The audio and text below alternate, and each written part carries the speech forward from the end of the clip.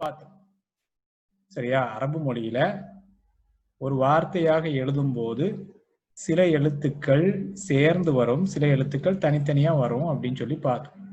அது பற்றிய பாடத்துல நம்ம வந்து ஒரு 3 வரிகள் கடந்த வாரம் பார்த்தோம். அதை ஒண்ணு நம்ம இன்னைக்கு வந்து மீள் பயிற்சி செய்துட்டு அடுத்த வரைக்கும் போவோம்.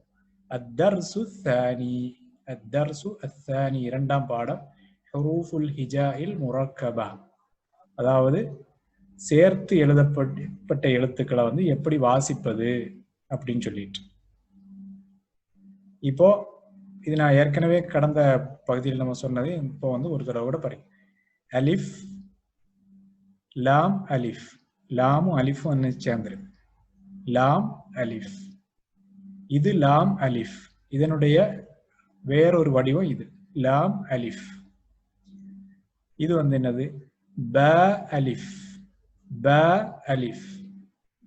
இதுவும் லாம் அலிஃப். லாம் அலிஃப்.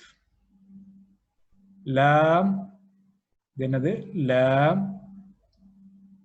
சரி, இதுவும் லாம் அலிஃப். இப்ப இப்படி இருக்குன்னா அதுக்கு முன்னாடி ஏதோ எழுத்து இருக்கு, அந்த எழுத்தோ சேர்ந்து வரும், இப்படி வரும் லாம் அலிஃப். இது வந்து லாம் ஹா. பாத்தீங்களா? மேல லாம், லாமோட சேர்ந்து ஹா. இப்ப இது வந்து லாம் அலிஃப். இப்ப இந்த ஒவ்வொரு எழுத்துக்களையும் நீங்க நினைச்சீங்கன்னா நோட்ல எழுதியும் பயிற்சிக்கலாம். லாம் அலிஃப்.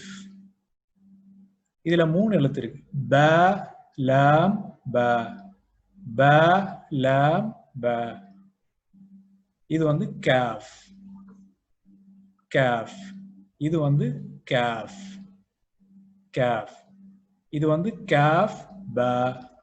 காஃப் ப. இது காஃப் ப. காஃப் ப. இது காஃப் அலிஃப். காஃப் அலிஃப். காஃப் அலிஃபும் சேர்த்து எழுதியிருக்கு. காஃப் அலிஃப். காஃப் அலிஃப். அடுத்தது ப காஃப் த. ப காஃப் த. ப காஃப் த. சரியா? நீங்க எப்போ என் உச்சரிப்பு பார்க்கும்போது இந்த இதையும் பார்க்கணும், என்னுடைய மவுத் அசைவுகளையும் பார்க்கணும். இந்த உச்சரிப்பு எப்படி நான் எடுக்கிறேன்னு சொல்லி உங்களுக்கு கிடைக்கும். பத்த ப காஃப் த. சரியா? அப்படியே மாதிரி இந்த அதே தன்மைகளை வந்து கொடுத்து உச்சரிக்கணும். அடுத்தது த காஃப் ச. த காஃப் ச. ச எப்படி உச்சரிக்கணும்னு சொன்னா, அவனுடைய இந்த தலைப்பகுதி மேல் முன்பல்லினுடைய அடியில ஒட்டணும், சுவாச மூச்சு காற்று வெளிப்படணும். ச ச. த காஃப் ச. இவ்வளவும் படிச்சோம். சரியா? இப்ப இதுல இந்த காஃப்னுடைய பல வடிவங்கள். காஃப் வந்து ஃபர்ஸ்ட் லெட்டரா வரும்போது இப்படி வரும். காஃப் வந்து தனித்து வரும்போதும் கடைசியா வரும்போதும் இப்படி வரும். இது வந்து வேறொரு வடிவம் முதல்ல வரும்போது. அடுத்தது வந்து காஃப் இந்த மாதிரியும் வரும், தொடக்கத்திலையும் வரும். காஃப் இடையில வரும்போது இப்படி வரும். காஃப் அலிஃப். சரியா? காஃப் அலிஃப் இப்படியும் வரும். காஃப் அலிஃப் இப்படியும் வரும். பாருங்க, ப காஃப் த 3 சேர்ந்து வந்திருக்கு. இப்போ ப இடையில எப்படி வந்திருக்கு பாருங்க, இந்த மாதிரி வரும். அதே மாதிரி த காஃப் ச 3 வந்திருக்கு பாருங்க, சேர்ந்து வந்து. இப்போ இந்த எழுத்துக்களை சேர்த்து சேர்த்து நீங்க என்ன செய்யணும்? படிக்கவும் செய்யணும், எழுதியும் பார்த்தீங்க அப்படின்னா உங்களுக்கு வந்து இன்ஷா அல்லாஹ் நீங்க வந்து படிச்சிருவீங்க. அப்படி இப்படியே நம்ம என்ன சரளமாயிரும் உங்களுக்கு. படிச்சு படிச்சு நிறைய, மிக முக்கியமா நிறைய பயிற்சி எடுக்கும்போது என்ன செய்யுங்க, நீங்க நல்லா சரளமா குர்ஆன் ஓதிடுவீங்க. இப்போ இதை நம்ம பதிவு செய்யறோம். இன்ஷா அல்லாஹ் அந்த பதிவு செய்யப்பட்ட வீடியோ உங்களுக்கு அனுப்பி தருவோம். இந்த உங்களுக்கு இன்னும் இந்த பாடத்தை இன்ஷா அல்லாஹ் இந்த பாடம் நம்ம கடந்த வாரத்துல பார்த்தோம். இதை நீங்க ஒன்று ரிவைஸ் பண்ணி கொள்ளுங்கள். ரிவைஸ் பண்ணும்போது இன்ஷா அல்லாஹ் பாடம் சொல்வதற்கு யாருக்காவது பாடம் சொல்லணும் விரும்புறீங்க அப்படின்னா நீங்க வந்து குரூப்ல வந்து பாடம் சொல்லி அனுப்புங்க. இல்ல குரூப்ல சொல்றதுக்கு தயக்கமா இருக்குது அப்படிங்கிறவங்க தனிப்பட்ட முறையில பிரைவேட் மெசேஜா உஸ்தாதுக்கோ இல்லைன்னா அட்மினுக்கோ வந்து என்ன செய்யுங்க, அனுப்பும். சரி, அடுத்தது வந்து கீழே உள்ள எழுத்தை பார்ப்போம். 4வது லைன் நமக்கு இன்னைக்கு போறோம். இன்னைக்கு புது பாடமாக 4வது லைன் போறோம். இதுல பாருங்க, ப நம்ம படிச்ச எழுத்து ப. ப எங்க இருந்து வரும்? ரெண்டு உதடும் ஒட்டணும். ப இப்படி ஒட்டணும். மடங்க கூடாது. உதடு என்ன செய்யக்கூடாதுன்னா ப ப இப்படி வரக்கூடாது. இப்ப என்னுடைய உதட பாருங்க. ப ரெண்டும் ஜஸ்ட் டச் ஆகணும், அவ்வளவுதான். ப ப ப இந்த மாதிரி. அதே மாதிரி த த த. சரி, தாவனுடைய மஹ்ரஜ் வெளிப்படக்கூடிய இடம் எங்க இருக்குன்னு சொன்னோம்? நாவனுடைய தலைப்பகுதி மேல் முன்பல்லின் அடியில். அடியில் ஒரு நரம்பு இருக்குதுல்ல, தாடை, அங்க இருந்து வரணும். த சாஃப்ட் லெட்டர் த. அடுத்து வந்து ச ச ச. இப்ப பாருங்க, ப த ச. அடுத்தது நூன் ய ப அலிஃப். என்ன இருக்கு? ப அலிஃப். பாவும் அலிஃபும் சேர்ந்து ப அலிஃப். நூன் அலிஃப், த அலிஃப், ய அலிஃப், ச அலிஃப், ப சீன், ய சீன். நல்ல கவனிங்க, ஒரு வாட்டி கூட உங்களுக்கு படிப்பேன் இன்ஷா அல்லாஹ்.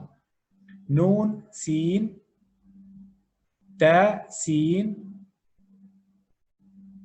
ச சீன், ச ச சீன், ச ஜீம், த ஹ, நூன் ஹா. சரியா? நூன் ஹா. சரி, பாத்தீங்கன்னா நூன் எல்லாம் வந்து ரெட் கலர்ல இருக்கு. இந்த நூனு தா வந்து தா எல்லாம் வந்து ப்ளூ கலர்ல இருக்கு. இப்ப நம்ம வந்து இந்த 3 லைன் படிச்சோம். இந்த லைன், இந்த லைன், இந்த லைன். இந்த லைனை ஒரு வாட்டி கூட படிக்கிறேன். ப த த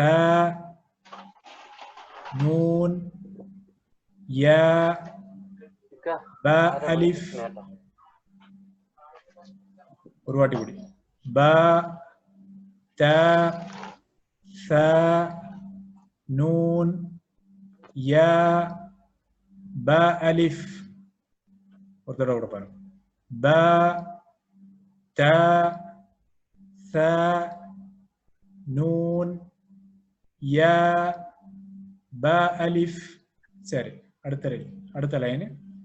நூன் அலிஃப், நூன் அலிஃப், த அலிஃப், த அலிஃப், த அலிஃப், ய அலிஃப், ய அலிஃப், ய அலிஃப், ச அலிஃப், ச அலிஃப், ச அலிஃப், ப சீன், ப சீன், ப சீன், ய சீன், ய சீன், ய சீன், நூன் சீன், நூன் சீன், நூன் சீன், த சீன், த சீன், த சீன், ச சீன், ச சீன், ச சீன், ச ஜீம், ச ஜீம், ச ஜீம், த ஹ. ஹா கவனிக்கணும், நடுத்தொண்டையில இந்த சத்தம் என்ன செய்யணும்? வரணும். த ஹ, த ஹ, த ஹ. நூன் ஹா ஹா. சரியா? ஹா மேல் தொண்டை ஹா. நூன் ஹா, நூன் ஹா, நூன் ஹா. ஓகேவா? ஒரே ஒரு வாட்டி படிச்சுட்டு இன்ஷா அல்லாஹ் நமக்கு இதை நிறுத்துவோம். பயிற்சிக்காக விடுகிறேன். ப த ச நூன் ய ப அலிஃப், நூன் அலிஃப், த அலிஃப், ய அலிஃப், ச அலிஃப், ப சீன், ய சீன், நூன் சீன், த சீன், ச சீன், ச ஜீம், த ஹ, நூன் ஹா.